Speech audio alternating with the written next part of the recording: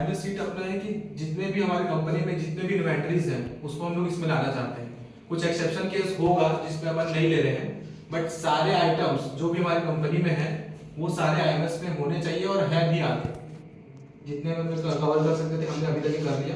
आगे जो भी आइटम आएगा उसको कैसे क्रिएट करना है और कैसे मैनेज करना है और बता रहा हूँ।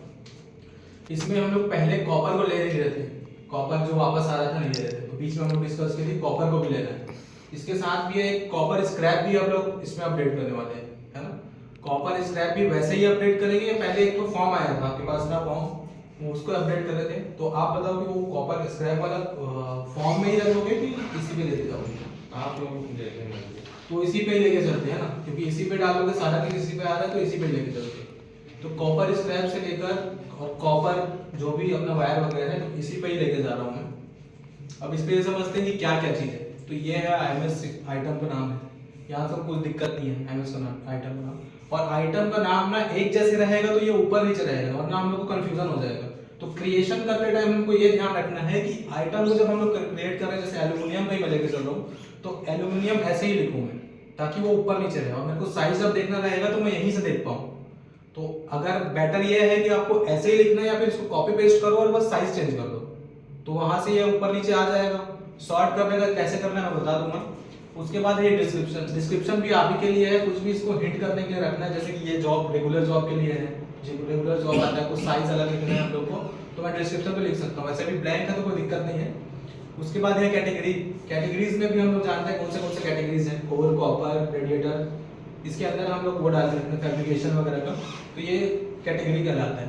टाइप हमारे पास कितने प्रकार के हैं, एक तो मैक्सिमम स्टॉक है, नॉन मूविंग है, स्क्रैप है, और पीओएम है, स्पेशल जॉब और रेगुलर जॉब। फिर एक नॉन मूविंग तो मैं बता दिया। उसके अलावा अपने पास टाइप में कुछ नहीं है ना।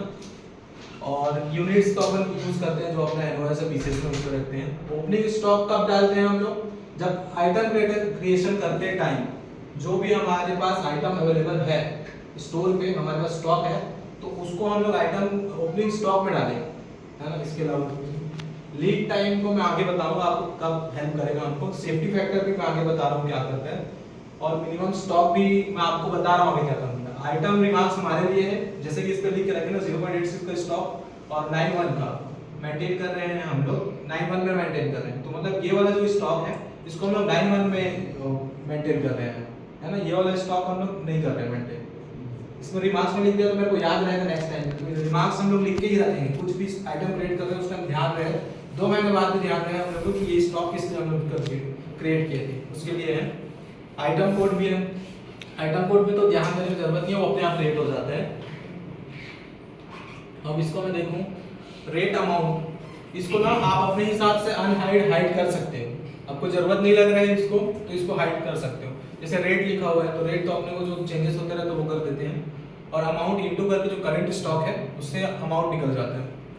और ये जो डेट है ये स्टॉक जो पहले हम लोग डाल चुके रहते हैं वहां का स्टॉक आता है, ये तो पता है। और इसमें जो हम लोग डाटा इनपुट करते हैं वो है ये 3 जो दिख रहा है। डेट है, आज का डेट रहेगा, रिमार्क्स रहेगा और जॉब नंबर रहेगा, ठीक है।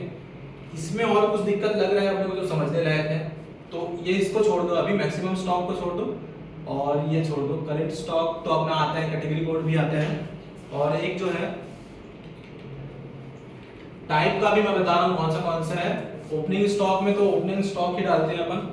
लीड टाइम का मैं अभी बता रहा हूँ, और सेफ्टी फैक्टर का मैं अभी बता रहा हूँ इसमें। और मिनिमम स्टॉक कभी कब काम आता है मैं बता रहा हूँ आपको।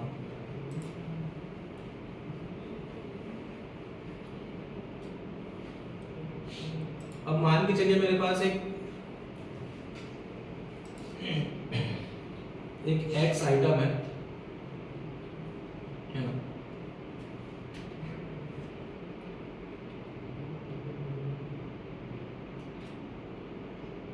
तो अपने पास कैटेगरी में सबसे पहले है मैक्सिमम स्टॉक। मैक्सिमम स्टॉक कैसे काम करता है वो मैं बता देता हूँ। मैक्सिमम स्टॉक में ना देखो, आज से 60 दिन पहले तक के जो भी आइटम हम लोग इशू किए हैं, है ना, जो भी आइटम हम लोग इशू किए हैं उसका एवरेज लेके चलते हैं हम लोग। जैसे मैं मान के चलूं एक आइटम है, एक्स नाम दे रहा हूं मैं उसको, एक आइटम को हम लोग 60 दिन तक के एक एक आइटम देते हैं, हर दिन इशू करते हैं, तो उसका एवरेज कितना निकलेगा? एक आइटम हर दिन हम लोग दे रहे हैं तो 60 दिन से अगर मैं डिवाइड करता हूं तो उसका एवरेज निकलेगा 1। है ना। अगर मैं उसको हर दिन दो आइटम मैं अगर दे रहा हूँ तो उसके एवरेज निकल जाएगा 2, 60 दिन के हिसाब से निकाल रहा हूँ तो मैं। तो अगर मैं ये देखूँ कि उसका एक्चुअल एवरेज कैसे निकालते हैं हम लोग, तो 60 दिन से अगर मैं डिवाइड करूँ, जैसे एक्स आइटम है,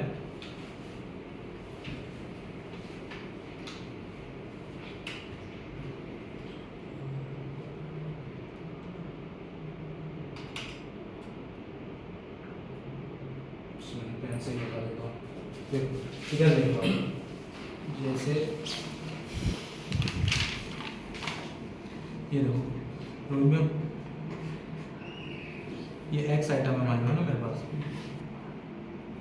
इसको मैं 60 आज से 60 दिन पहले जो भी मैं इशू कर रहा हूँ, जैसे स्टार्ट दिन तक के मैं इशू किया एक आइटम, तो मैं अगर इसके एवरेज निकालूंगा 60 दिन का तो इसका एवरेज निकलेगा 1। अगर मैं 60 दिन तक के 2 आइटम दूँ क्वांटिटी में तो इसका एवरेज निकलेगा 2, है ना। अब इस पे ये देखोगे आप कि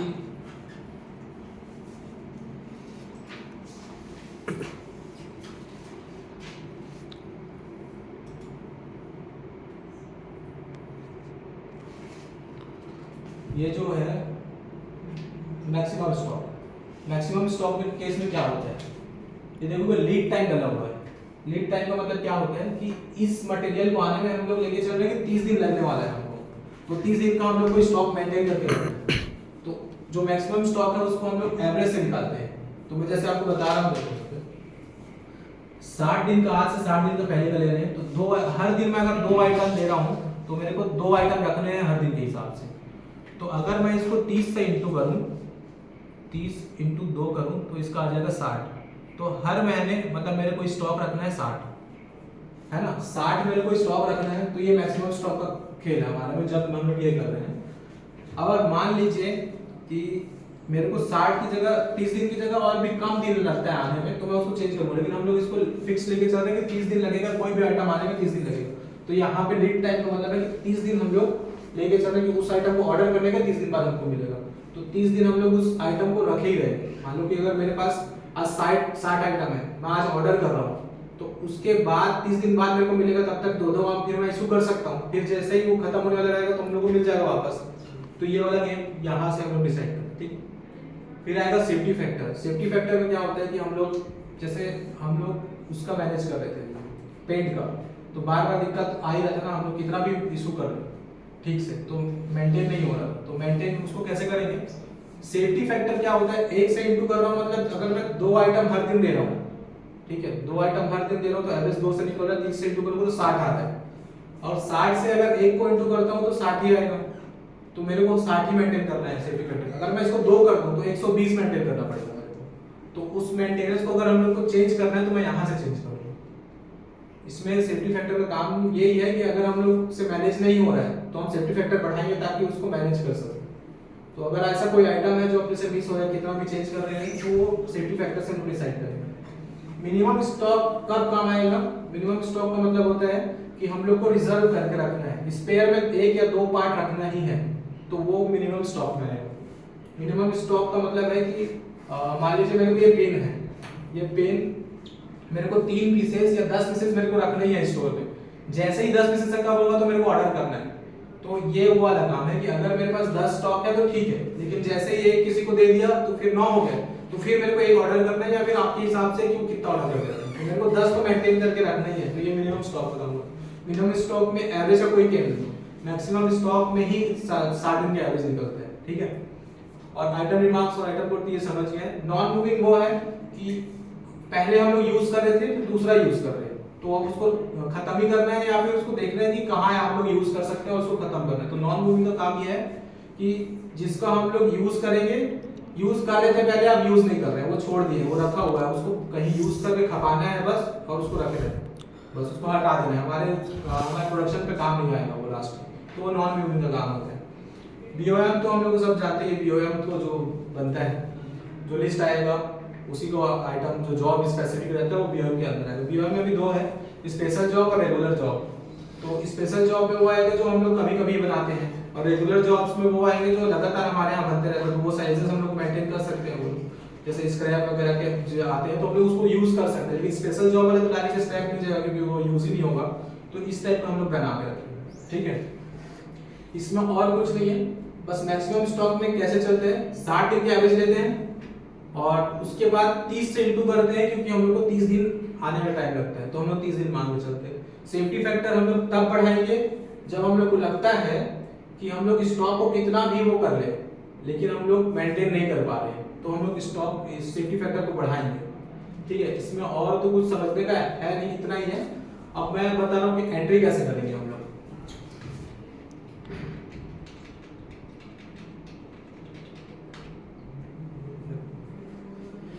इसमें रेट और अमाउंट का तो कुछ नहीं है, सेम चीज है। एंट्री करने के टाइम ये वाला जो आज का डेट है और रिमार्क्स है जॉब, इसी पे ही हमको एडिट करना है, इसके अलावा उसमें कुछ पीछे कुछ नहीं करना। पीछे कुछ चेंज करना होगा तो नाम वगैरह चेंज कर सकते हैं, उसके अलावा इसमें कुछ चेंज करने की जरूरत नहीं है। ये वाले कॉलम में भी कुछ करने की जरूरत नहीं है, सिर्फ आज के डेट में रिमार्क्स और जॉब नंबर इसी में ही हम लोग एडिट करेंगे, इसके अलावा कुछ नहीं करेंगे। देखो अगर हम लोग इशू कर रहे हैं तो प्लस में करके लिखते हैं और माइनस कर रहे हैं, अगर हम लोग रिसीव कर रहे हैं तो माइनस करके लिखते हैं। और अभी तो ज्यादातर माइनस, जब हम लोग रिसीव कर रहे हैं किसी भी आइटम को तो वो पीओ से आ रहा है, जीआरएच से आ रहा है, तो मेरे ख्याल से उसको चढ़ाने का कम ही जरूरत पड़ता होगा कुछ आइटम्स को। तो ये है। दूसरा चीज ये कि रिमार्क्स में तो अपने हिसाब से कि किसको दिए हैं, कौन से केवीए के लिए, ये सब में। और जॉब नंबर हम लोग को जब अगर पता है कि किसी जॉब को दिए हैं तो जॉब नंबर डालना है, और अगर मल्टीपल्स है तो कॉमा करके डालेंगे, तो ये जॉब नंबर पे डालेंगे, ठीक है। और इसके अलावा मैं फिल्टर्स क्या क्या लगा सकते हैं इसमें ये दिखा देता हूँ। जैसे ये देखो यहाँ पे अगर मैं फिल्टर खोल रहा हूँ तो ये कलर बाय है, अगर मैं इसको खोल दूँ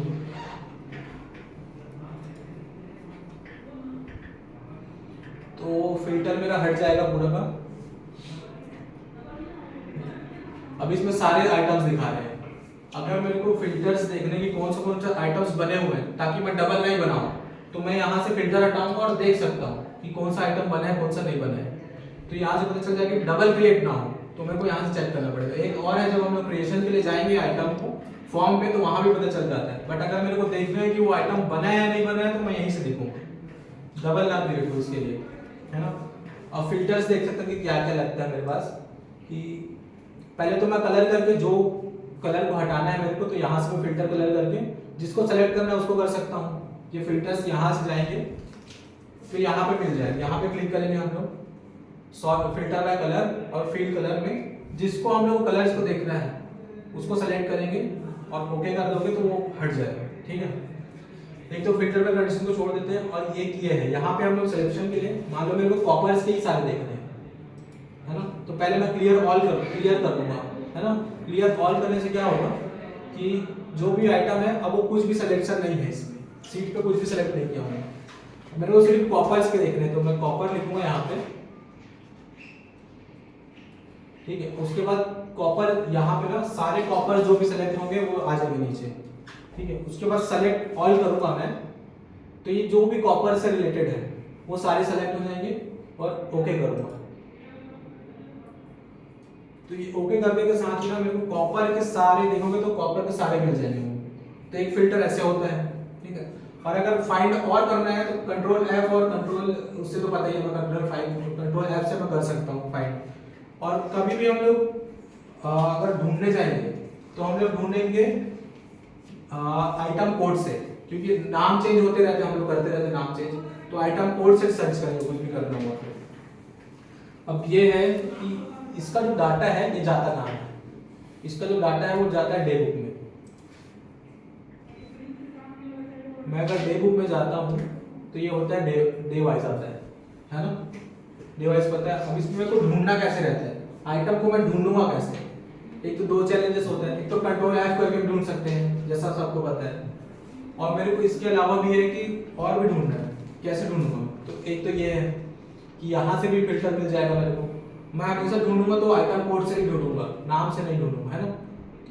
तो अगर मेरे को आइटम पता है तो मैं आइटम का डायरेक्ट कोड लिख दूंगा यहाँ पे, तो वो डायरेक्ट आ जाएगा। जैसे ये दिख रहा है मेरे को, तो मैं इसको साइड सेलेक्ट कर सकता हूँ, या फिर मैं 0 to जो भी नंबर है, जैसे मैं कॉपर का ही एक सिलेक्शन करके दिखाता हूँ। तो ये मान लीजिए मैंने सेलेक्ट किया, और इसको ओके किया।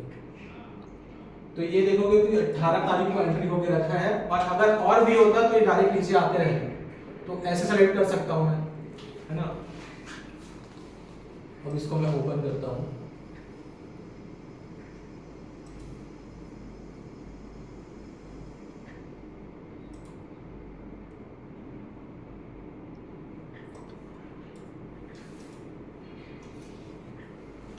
अब जैसे हम लोग वहां एंट्री कर रहे थे ना कि वहां क्या होता था कि माइनस हम लोग तब दिखाते थे जब रिसीव होता था। जब हम लोग यहाँ सेव करते हैं तो इसका मतलब है कि जब माइनस में है तो हमारे स्टॉक गया हुआ है। माइनस का मतलब है कि हम लोग की स्टॉक वहां से निकला हुआ है ना। तो ये मतलब है। अब देखोगे कि अब एंट्री टाइम पे हो इसका क्या रीजन है, मैं ये बता रहा हूँ कि अगर हम लोग एंट्री नहीं करते हैं तो उसका क्या रीजन पड़ेगा। पहले मैं IMS में चलता हूँ।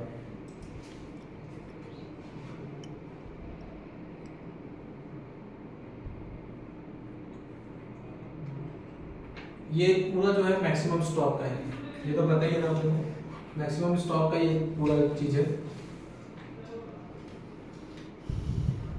कलर को अगर देखिए तो एक्सेस स्टॉक मतलब है कि हमारे पास भरपूर है। हमारे एवरेज के हिसाब से जो एंट्री हम लोग किए हैं उसके हिसाब से हमारे पास ये कलर का मतलब है कि हमारे पास ज्यादा आइटम्स हैं। जो 100 आइटम होने चाहिए थे उसके हिसाब से हम लोग 100 से ज्यादा आइटम्स हैं, ठीक है। नॉर्मल स्टॉक का मतलब है जो 66% से ऊपर और 100% के बीच में।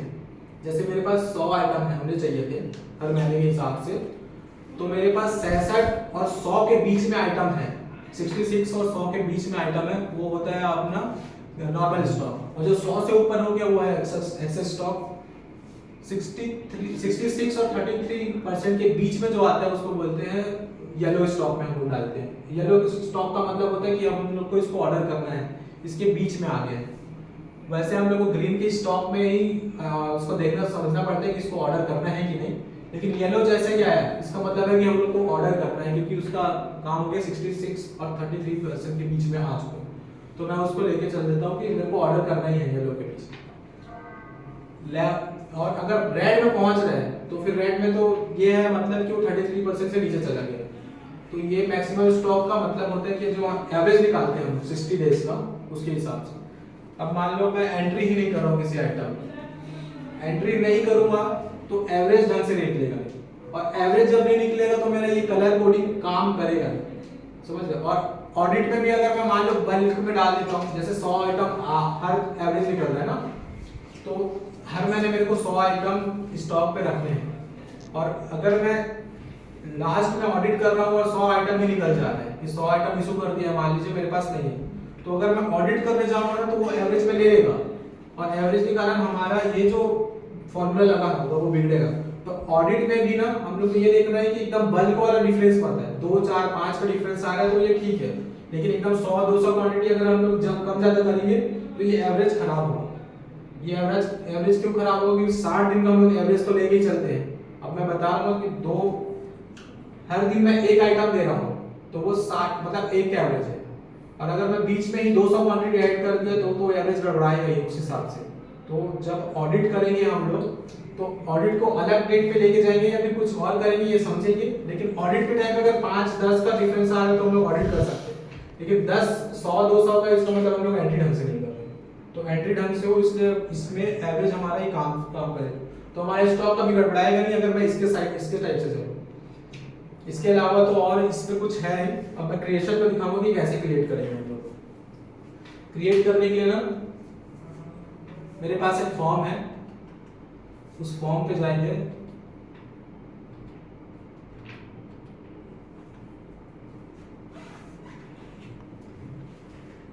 तो उस फॉर्म पे कैसे क्रिएट करते हैं मैं बता दूंगा।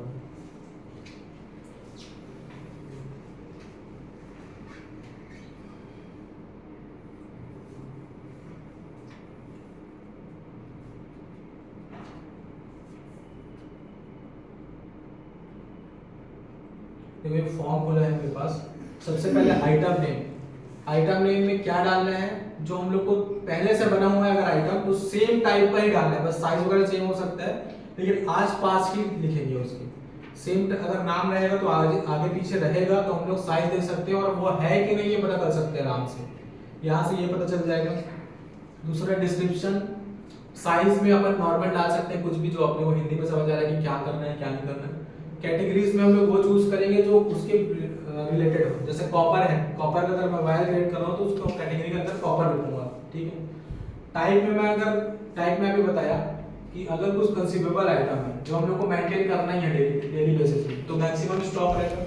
और अगर मेरे को स्पेयर में रखना है कोई चीज, जैसे मैं अगर अपने हिसाब से लेके चलूं तो मेरे को माउस और कीबोर्ड हमेशा 2 पेयर रखना है कि मेरे पास स्टॉक में अगर कोई खराब होता है तो मेरे को देना है, तो मैं इसको स्पेयर में लेके चलूंगा, है ना। और लेकिन अगर मैं बात करूँ कि कार्ट्रिज की, कार्ट्रिज अगर मेरे यहाँ कंज्यूमेबल है तो मैं उसको हर दिन फिल करता हूँ, तो मेरे को ये है ना कि जैसे ही खत्म मतलब एवरेज के हिसाब से कि हर दिन कितना खत्म हो रहा है तो उसको मैं मैक्सिमम स्टॉक में लेके जाऊंगा, वो वाला है। नॉन मूविंग में क्या होगा कि कोई सी चीज अब मैं यूज नहीं कर रहा हूँ, कोई चीज यूज नहीं कर रहा हूँ तो उसको नॉन मूविंग में डालूंगा। उसके बाद बीओएम वाला जो चीज है जो हर स्पेशल जॉब के लिए आएगा या फिर किसी रेगुलर जॉब के लिए आएगा वो मैं बीओएम में डालूंगा। यूनिट में अपने हिसाब से सेलेक्ट करेंगे कि किस पे जा रहा है। ओपनिंग स्टॉक में वही आएगा जो हमारे पास स्टॉक में अभी है। अगर हमारे पास अगर मैं किसी आइटम को क्रिएट कर रहा हूँ जो अभी पहले से क्रिएट नहीं है, तब मैं अगर मेरे पास स्टोर में अगर उसका क्वांटिटी है तो ओपनिंग स्टॉक में जाएगा, अदरवाइज जीरो रहेगा। लीड टाइम हमेशा 30 ही रहेगा। सेफ्टी फैक्टर अगर हमको किसी भी ऐसा लग रहा है कि हम लोग इशू भी करेंगे तो भी हमारा गड़बड़ाएगा तो हम इसको 1 से 2 के बीच में रख सकते हैं, अभी 1 से 2 के बीच में रख सकते हैं अगर गड़बड़ाने का चांसेस बनता है तो। मिनिमम स्टॉक्स में मतलब जब हम लोग स्पेयर सेलेक्ट करेंगे तभी वहां पे डालेंगे, अदरवाइज जीरो ही रहेगा। मिनिमम स्टॉक मतलब वही बताया ना कि जैसे मेरे पास स्टॉक में रखना ही है 2 आइटम मेरे को रखना ही है, अदरवाइज नहीं रखना, उसके अलावा ज्यादा नहीं रखना है तो वो मिनिमम स्टॉक में जाएगा।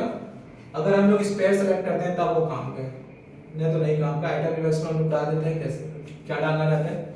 अब मेरे को आइटम सर्च करना मान लो तो मैं यहाँ से भी सर्च कर सकता हूँ और मैं यहाँ से भी सर्च कर सकता हूँ। 2 चीजें हैं, जैसे कि मेरे को कॉपर का ही सेलेक्ट करना है, साइज सेलेक्ट करना है 2.15 में सेलेक्ट करके देखता हूँ कि मेरे को दिखता है कि नहीं दिखता है। जैसे 2.15 का मैं सेलेक्ट कर रहा हूँ तो ये मेरे को दिख जाएगा।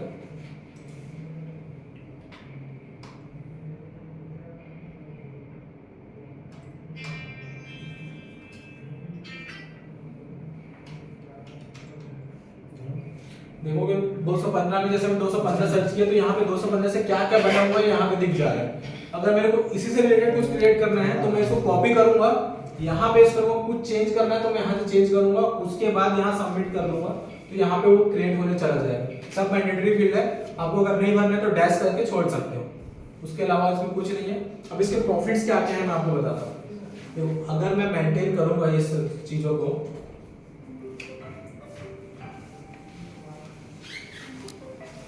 तो कहाँ कहाँ जा मेरे को मिल सकता है ये।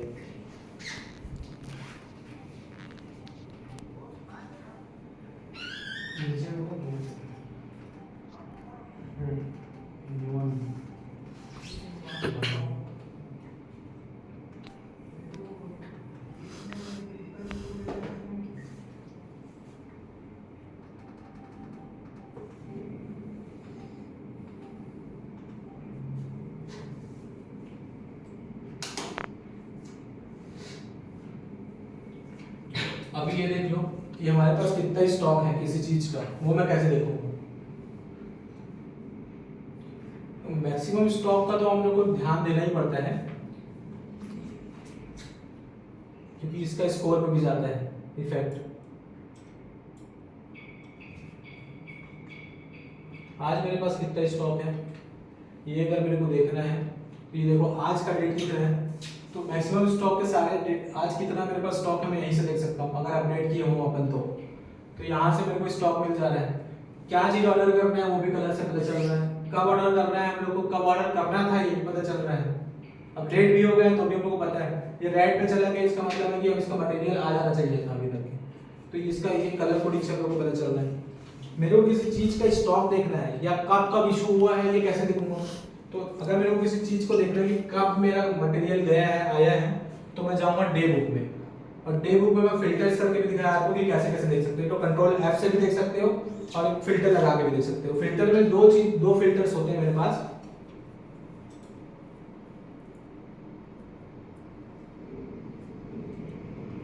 जैसे ये वाला एक फिल्टर दिख रहा है ना आपको, ये वाला एक फिल्टर काम करता है कि अगर आप इस पे कुछ भी फिल्टर लगाते हो तो जो भी वो सीट चला रहा है, चाहे मैं चला रहा हूँ या आप चला रहे हो, उसमें सारा एडिट हो जाए। वो जैसा वो फिल्टर लगाया तो उसके में भी मेरे में भी सेम फिल्टर दिखाएगा। एक फिल्टर ये है कि आप जाके यहाँ पे सिलेक्ट करोगे और एक क्रिएट न्यू फिल्टर करोगे। तो अगर ये क्रिएट न्यू फिल्टर करोगे ना तो इसका मतलब है कि जो मैं कर रहा हूँ वो किसी को नहीं दिख रहा है इसमें कौन सा फिल्टर लगा। इसका एक ये फिल्टर है, जैसे ये ब्लैक वाला स्क्रीन आया ना फिल्टर वाला लिखा हुआ, इसका मतलब है कि जो मैं एडिट कर रहा हूँ या कुछ भी कर रहा हूँ इसमें फिल्टर लगा रहा हूँ वो सिर्फ मेरे सिस्टम पे दिखा रहा है, कोई और सिस्टम पे किसी को नहीं दिखा रहा होगा। और अगर मैं इसको छोड़ के दूसरे फिल्टर्स पे मतलब दिखाया फर्स्ट वाले में,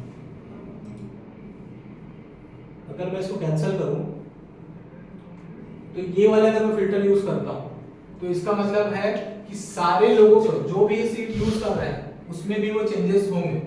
अगर मैं यहाँ पे जाके एक फिल्टर सेलेक्ट करता हूँ, जो ये मोबाइल टाइप का आइकॉन दिख रहा है उसके अंदर जाके मैं क्रिएट फिल्टर करता हूँ, तो उसका मतलब है कि मैं भी जो भी फिल्टर लगा रहा हूँ वो सिर्फ मेरे सिस्टम में दिखाएगा और दूसरा कोई नहीं देख पाएगा।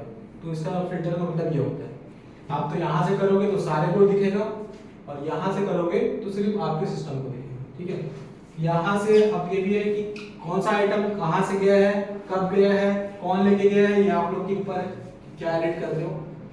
अब इसमें क्या क्या आइटम्स आएंगे जो मेरे को अपडेट करना है। देखो इसमें सारे आइटम्स आ रहे हैं, कॉपर से लेकर कॉपर स्क्रैप से लेकर एल्यूमिनियम तक के सारा आइटम हम लोग इसी पे अपडेट करेंगे। और इसका ना देखो एक साइज ये है कि जैसे वीरपाल सर को अगर मेरे को देना है स्टॉक कि कौन सा है ताकि वो डिजाइन कर पाए, तो बाय चांस अगर मेरे को ढूंढना पड़ा तो मैं जाके एक ऑडिट करूंगा, या फिर मैं डायरेक्ट यहीं से देख सकता हूँ अगर अपडेट कर रहा हूँ तो डायरेक्ट एक फिल्टर लगाया, जैसे मैं फिल्टर बताया ना आपको, कॉपर का सेलेक्ट करना है, कॉपर स्क्रैप लिखा तो कॉपर स्क्रैप कितना है वो भी पता चल जा रहा है तुरंत मेरे को। कॉपर का साइज कौन सा है तो कॉपर वायर में सेलेक्ट किया तो सारे साइजेस आ गए। यहाँ से एक और फिल्टर भी लगाऊंगा ना मैं कि जीरो कौन सा वो हट जाए, तो यहाँ से वो भी लगा सकता हूँ। जैसे कि अगर देखोगे कि मेरे को ये देखना है कि अभी मैं लेके चलता हूँ, मान लो कॉपर वायर दिख रहा है 1.30, इसको मेरे को फिल्टर करना है। कॉपर वायर है 108 है जो,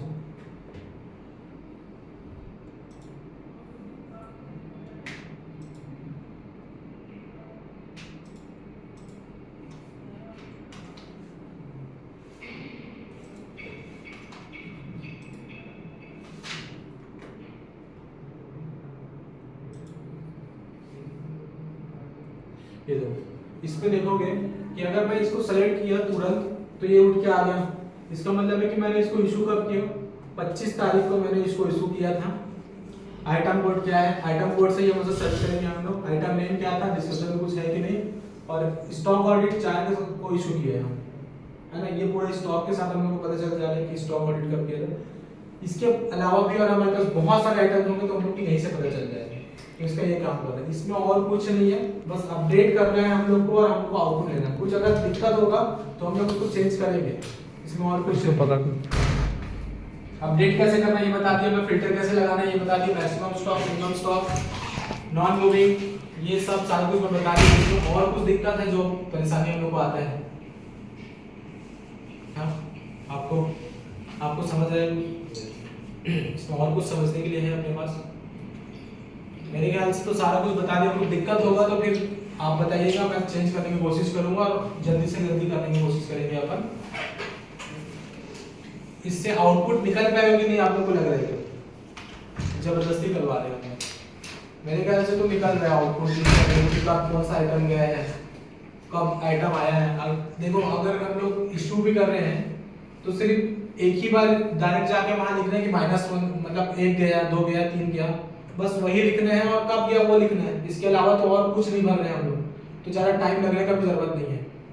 और आइटम का नाम भी सिंपल दिखता है, तो और कहीं जाने की जरूरत नहीं है। सारा कुछ यहीं पे ही हम लोग अपडेट करेंगे और रजिस्टर में तो चढ़ाएंगे ही चढ़ाएंगे। रजिस्टर में चढ़ेगा तब जाके यहाँ चढ़ेगा, हम लोग बात किए हुए, क्योंकि ऑडिट भी उसी प्रकार से होगा जैसे टिक मारते हो कि आप इसमें चढ़ाए कि नहीं, तो इनकमिंग आउटगोइंग में चढ़ेगा ही कुछ भी चीज मटेरियल आएगा, तो चाहे वो कॉपर हो, कॉपर स्क्रैप हो, एल्यूमिनियम हो, एल्यूमिनियम स्क्रैप, तो जो भी है इनकमिंग और आउटगोइंग मटेरियल रजिस्टर पे चढ़ेगा।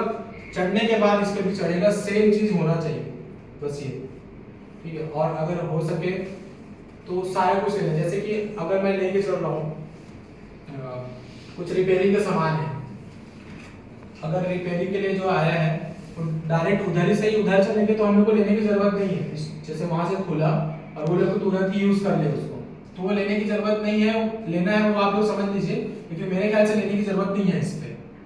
लेकिन अगर वो आपके स्टोर में आया है तो आप लोग उसको एंट्री लेंगे। अगर वो स्टॉक अपने इस पे नहीं है, आइटम ही नहीं है, तो आइटम क्रिएट करेंगे हम लोग तब लेंगे, ताकि हम लोग को हिस्ट्री पता चल जाए कि इस आइटम का कुछ हुआ था कि नहीं हुआ था। इसके लिए अगर वो हाथों हाथ ही वहां यूज हो गया तो हम लोग को लेने की जरूरत नहीं। जैसे कि हम लोग को कुछ कॉपर अगर हम लोग यूज कर रहे हैं, अब कॉपर में भी दो प्रकार से मान लीजिए कि मैं किसी को इशू किया है ना, 200 किलो इशू किया, अब उसको 50 किलो हम लोग को वापस आया स्क्रैप के रूप में। अब स्क्रैप है कि यूज कर सकते हैं, वो व्यापार से बताएंगे, वो बोलेंगे हाँ ठीक है ये यूज कर सकते हैं, तो अब हम लोग उसको वापस चढ़ाएंगे कि हम लोग को माइनस होकर मिला है, हम लोग को रिसीव हुआ करके हम लोग चढ़ाएंगे यहाँ पे। और अगर कुछ जैसे 50 किलो हम लोग को रिटर्न मिल रहा है, उसमें 20 किलो स्क्रैप में जा रहा है, तो 20 किलो हम लोग को स्क्रैप में डालना है और 30 किलो हम लोग को जो आइटम रिसीव हो रहा है उस पर डालेंगे, ताकि नेक्स्ट टाइम पे लोग जब भी डिजाइन करें तो उसका आइटम हम लोग को मिल जाए।